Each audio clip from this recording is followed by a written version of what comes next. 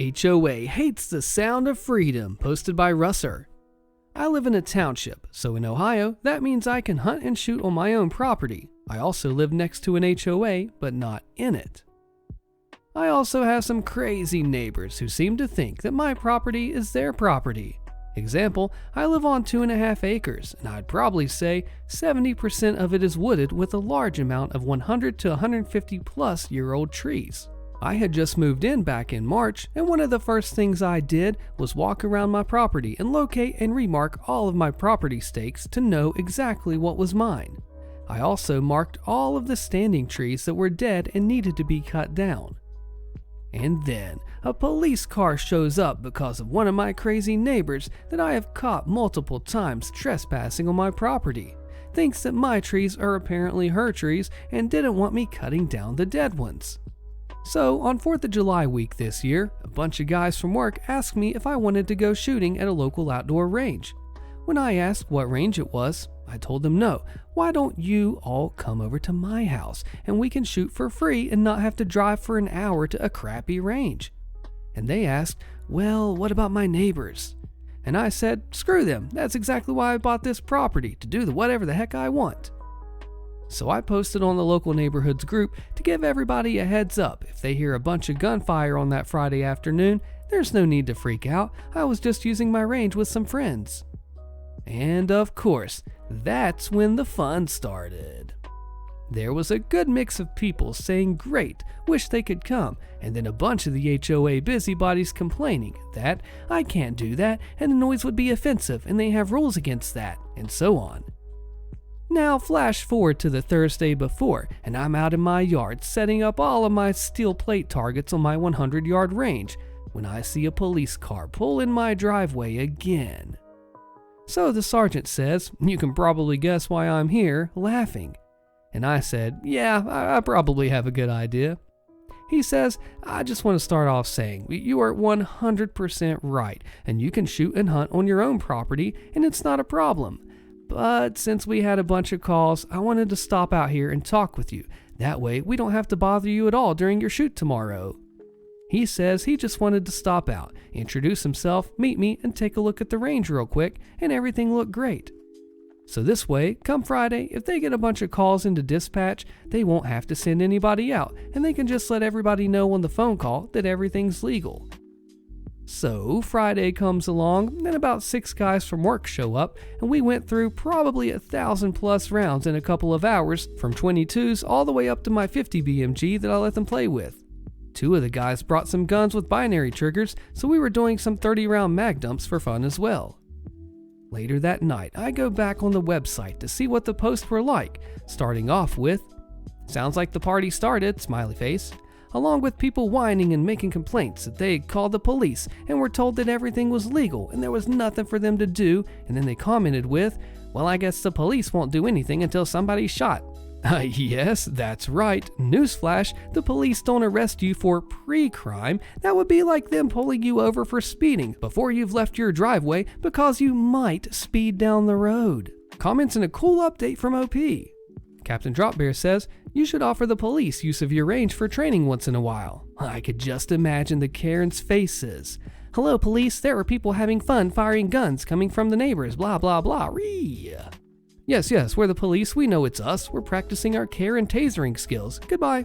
And OP replies, the funny thing is, when I was talking to the officer that was here and we were discussing guns, I had mentioned that I was going to be attending the NRL 22 National Championships, and he noticed the stock on one of my rifles, and it turns out that he and his son own the company that makes a custom cheek rest used on one of my stocks. HOA insists my sister and I are not a single-family household, and one of us should have to move out. We've lived here all of our lives. With an update posted by TG Lico.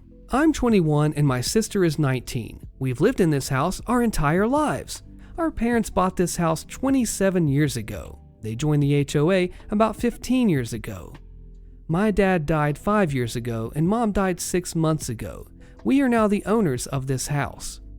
We've been visited by the HOA multiple times. They're citing that we're not a single-family home anymore since our mom has died. They've told us that according to the terms, only a single family can be resident in the homes, and being single family is defined as a person or couple and their legal unmarried children. This meant that my mom could live with me and my sister as it was a single family according to the definition, but me and my sister living here after our mom's death means we are two families of single adults. They want one of us to move out so that this place becomes a single family home again. They visit us 4 times now asking us to leave. They say they don't like to sue out of respect for our parents, but they will do that if we continue to refuse to comply by the community rules. Can they kick out one of us out of our own house? What should we expect and how can we fight this? The update. So I first confirmed that they are from the HOA, not just some people harassing us for the fun of it. We also got the CC&R of the HOA, which included a clause about single family and its weird definition. If it included partners and children, grandchildren, parents and grandparents, step-parents, children, uncles, all of that, but no siblings. It even had a clause that said co-owners are not allowed to live there unless they are a single family based on the definition. We also received a letter from them telling us of our violation and demanding us to comply. So my sister and I went around the neighborhood and gave copies of the terms and the letter we received to everyone and told them, imagine you died tomorrow. Do you want them to kick out your kids? Because they're doing it to us. They will do it to your kids as well. Help us stop them. We gathered signatures and had almost everyone contact the president and demand this should stop. Within 2 weeks, we received a letter that says this has been a mistake with an apology. We learned that this HOA is horrible to everyone, not just us. So there are now people preparing to run for the HOA board to replace the current members, and they're promising to have a referendum about whether the HOA should be dissolved or not, because it really is doing nothing of substance except being a pain in the butt of everyone. We've had ongoing issues with our HOA, and the latest is that they have sent us a warning about having an RV, a very nice, expensive RV, parked on a short street across from our driveway. Some friends came through for a couple of days on their way from Alaska to Kentucky and took a break at our home. We received a warning from the HOA accusing our friends of camping in their RV. They stayed inside our home in the guest bedroom, but they made a point of saying that there was evidence of camping and that we were in trouble over it.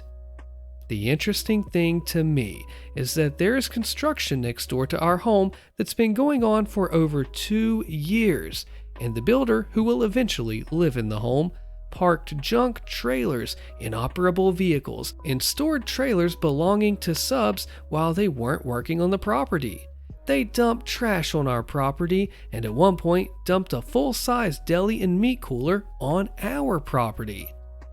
The rules clearly state that residents aren't allowed to park trailers, boats, inoperable vehicles, and such on their lots. I did not know this before our friends arrived, so yes, I'm in the wrong, but I'm pretty ticked off that they've allowed this contractor to make our really nice neighborhood of expensive houses look like crap for 2 years. Whenever I complained to the HOA, they told me they're not in the enforcement business and that it's different because he's a builder and the HOA rules don't apply, even though he will live in the home for 2 years to avoid capital gains. Their other recent attack, I'll call it that, is that one night we went out to grab a bite and the HOA's compliance officer called me and threatened to call the sheriff and animal control because our dogs were barking inside our home.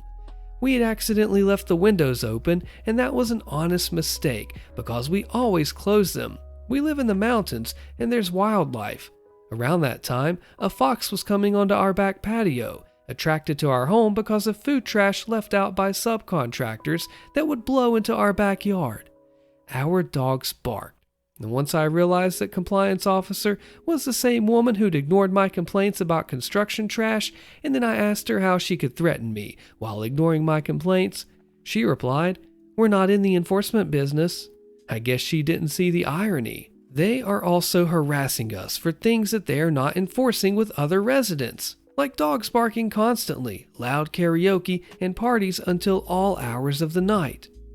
I have been treated like crap by this HOA. When we bought our home 2 years ago, our home came with plans for a second floor, and I'm also afraid that since they think I'm a nuisance, that they won't approve our permit to build that was previously approved by them. Can they do that? What would you do if you lived in this terrible HOA? This is bad, man. If you're going to apply the rules to one, you gotta apply them to everybody. That's not your car, lady. Posted by 360 Entertainment. So this happened around 2008. My buddy Brock had gotten out of the military after 10 years. He'd started in the Marines but transitioned into the Army for the last 4 years before buying a house in Texas. When he got out, he did a variety of jobs before landing a gig with a repo service. He worked there for a year and had a lot of wild stories, but this one sticks out as the most as he has helped a fellow soldier get revenge on an evil ex. Brock was at the office speaking with his manager, whom I'll refer to as Karen. Now, this particular Karen had a lot of Karen-like qualities, but was a force for good, if you can believe that. While they were talking, they see a young man enter the office. They immediately noticed he had 2 black eyes and an arm was in a sling. The young man, whose name I unfortunately never learned, but I'll call Ben, asked how hard it would be for them to help repossess his car. Karen called her daughter in, Karen Jr., and had her pour Ben a cup of coffee. Karen then asked Ben to tell her a story. Ben began with telling her that he had just returned from a deployment. He had been dating a local girl that lived outside of the famous Fort Hood, not a good idea by the way, before the deployment. Thanks to a previous deployment, he had managed to get himself a used black Dodge Charger, which was his baby. He further explained that shortly after buying the car, he had met the local girl, who, for the sake of the story, I'll call Morgan. Morgan was always asking to drive his car, but he would always decline. When he was getting ready for his deployment, Morgan repeatedly asked if she could borrow the car, but he kept saying no. After much needling, he relented, but on the condition that she take care of his apartment until he comes back from rest and relaxation leave. She agreed. Ben left for his deployment while Morgan took care of this place. When Ben came back for leave, he found his apartment immaculate. He pulled his car from storage and drove to Morgan's. He spent a few days with her before handing her the keys and heading to his home state to visit family before returning to his deployment. He returned again from his deployment and found nothing but trouble. When he walked into his apartment, he found a layer of dust on just about every surface.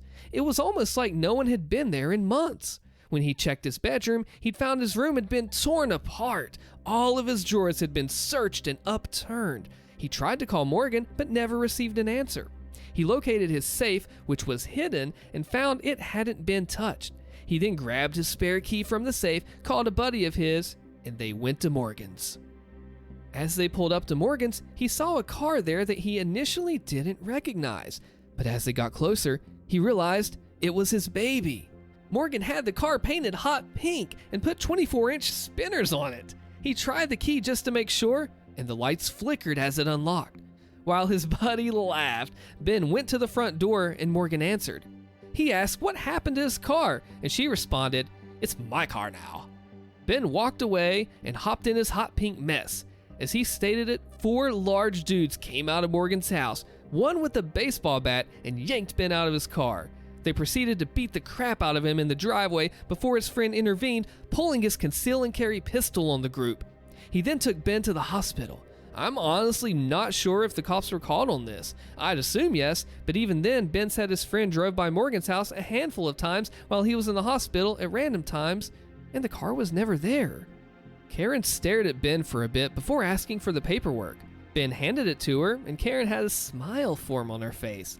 She then asked Ben for Morgan's phone number. Ben gave it, but wasn't aware of what was about to happen. Karen handed the phone to Karen Jr., who then dialed the number. Karen Jr. then began speaking to Morgan, telling her that they'd met at one of the local clubs and wanted to know if she was down to party that night. Apparently, Morgan agreed, and the plan was set. Brock parked his tow truck at the club and waited. Sure enough, Morgan showed up with the pink monster, parked it, and went inside with some girlfriends. Brock gave them 5 minutes before he stealthily drove up to the car and hooked it up.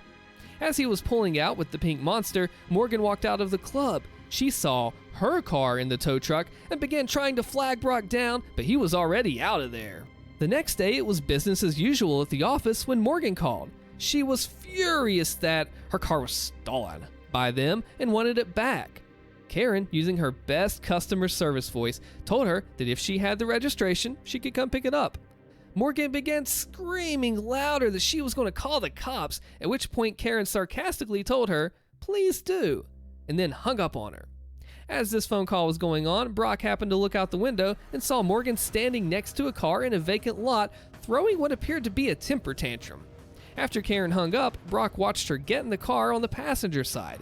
Karen then looked out the window and had Brock verify it was her. She then began to smirk. Karen then proceeded to call the owner of the property Morgan and her friend were occupying. She told the owner about the car and asked if he wanted it towed, and the owner okayed it. Brock then drove his truck over to the ladies in the car and introduced himself. They tried to explain that they were waiting for Morgan's boyfriend, but Brock insisted that they weren't allowed to park there. They argued and called him every name in the book. Brock then hooked up their car and lifted it partially off the ground, forcing the two to exit the vehicle. They tore into him until he showed them the tow order. While this back and forth was going on, Ben arrived at the office and Morgan saw him walk in. She ran to the office door and Brock proceeded to lower the car. When Brock went back to the office, all hell had broken loose.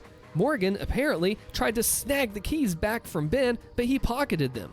She began to hit him in his hurt arm and warned Ben that she'd call her friends to finish the job if she didn't get her keys back.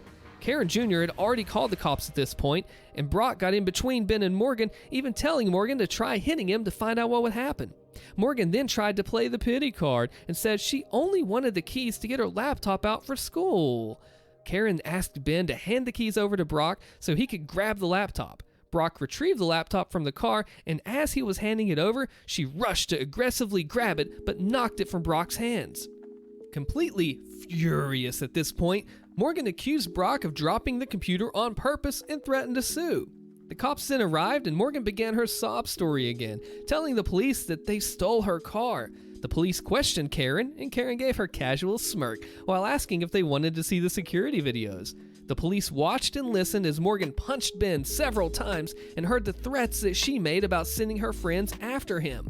The police then turned to Morgan, who had turned ghost white at this point. She tried to back her way to the door, but the police stopped her. They proceeded to ask her about the car, Ben's injuries, and who she planned on sending after him.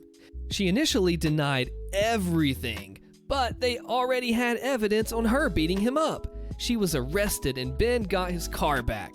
After the cops left, Ben admitted he didn't want to be seen in a car that looked like it was advertising Pepto-Bismol and planned on trading it in for a GTO. We later heard through the grapevine that the 4 guys who beat up Ben were arrested. Morgan had ratted them out. Employees' lunches are their personal property, and the company is not responsible for lost or stolen personal items. Posted by Rogue Misanthrope. Nobody likes a lunch thief, and I had one of the most aggressive at my office. There were rumors for a few months leading up to the inciting incident of someone going around and taking people's lunches. Just about every day, someone different would complain that their lunch was missing. It even happened to me once or twice, but I figured, hey, it's a big office. A few people are probably just careless and grab the wrong lunch and are too embarrassed to bring it back, or someone else packs their lunch and they don't know what's in there, so it's not obvious they have the wrong one or whatever. Most people just brought brown bags with their names on it anyways, or identical Rubbermaid Tupperware with a little piece of labeled tape on the side. It was easy enough to mix it up. I had accidentally grabbed a wrong lunch once or twice, but I noticed it before I got it open. I thought I was just more careful, or even just not as busy as some other people in the building. However, other people weren't as forgiving, and a quorum made complaints to HR. They were blown off. Personally, at the time, I thought it was all much ado about nothing. But then it began. My wife enrolled in a French cooking class online, and just about every day, I was bringing fancy gourmet leftovers in for lunch. You'd think I was picking up a to-go bag from a Michelin-starred bistro on the way in each morning. She really threw herself into the coursework. There were no problems for about 2 weeks, maybe 3, until one day, my lunch went missing.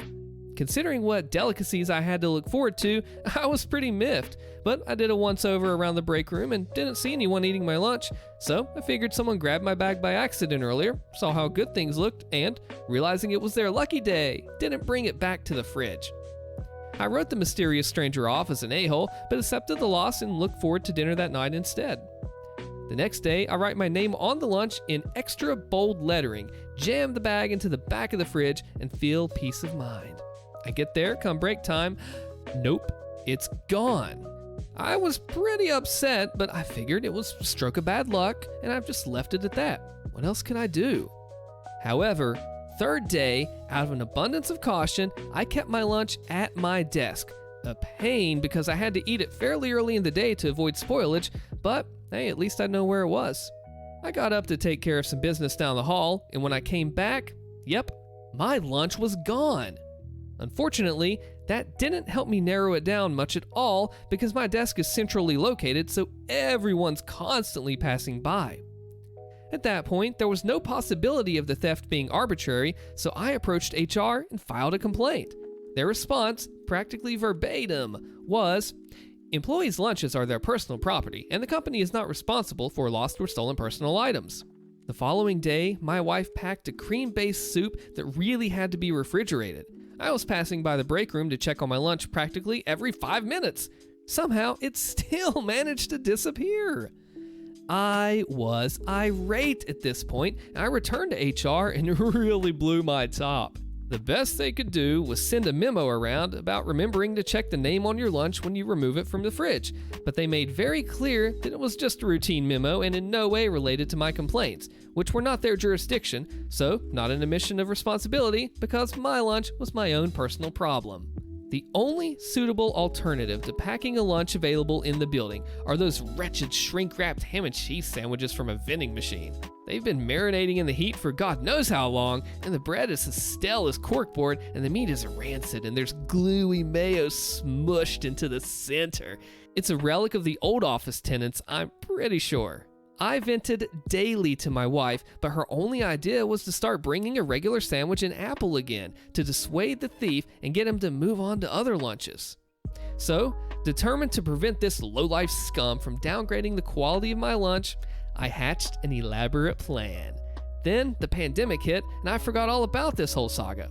I worked remotely for months and months, and then we returned, and after all that happened globally, this was the last thing on my mind. But I got to the break room the first day back, frustrated from having to wear a button-up and tie after months of working in pajamas, sore from my desk chair, and exhausted from small talk, only to find my lunch was gone. This was a particularly sore point because my wife and I divorced between my last lunch and work and the present one, so I did not appreciate being reminded of any past threads involving her. I pretty much flew into a blind rage at that point, especially seeing that stupid worthless memo about checking the lunch bag names posted in the break room, feeling so helpless and so hungry and so alone as it was me and my lunch against the world.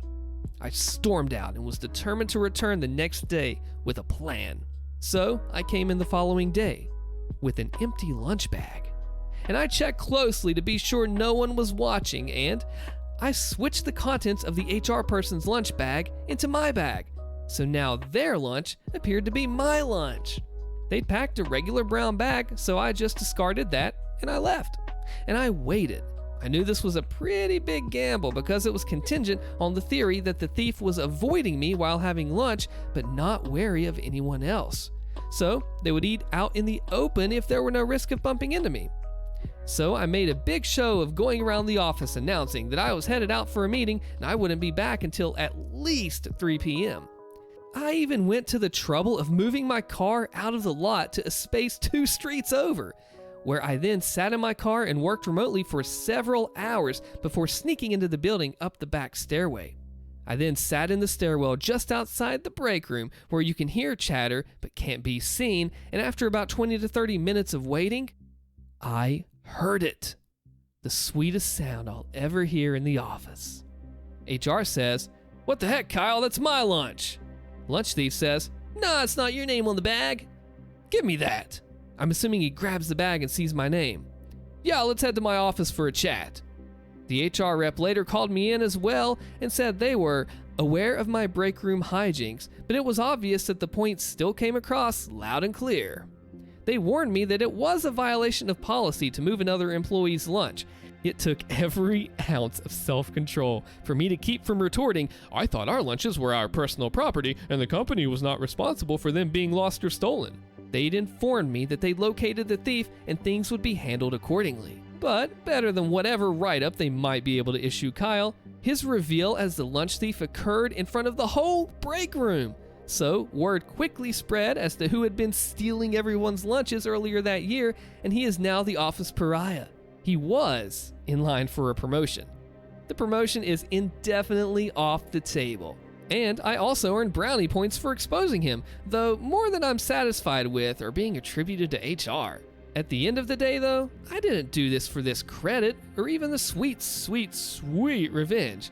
I did it to get my lunches back. The HOA demands that we follow their rules, but we aren't even in the HOA. Click the video on your screen so you don't miss the fallout of this one, and I'll see you there.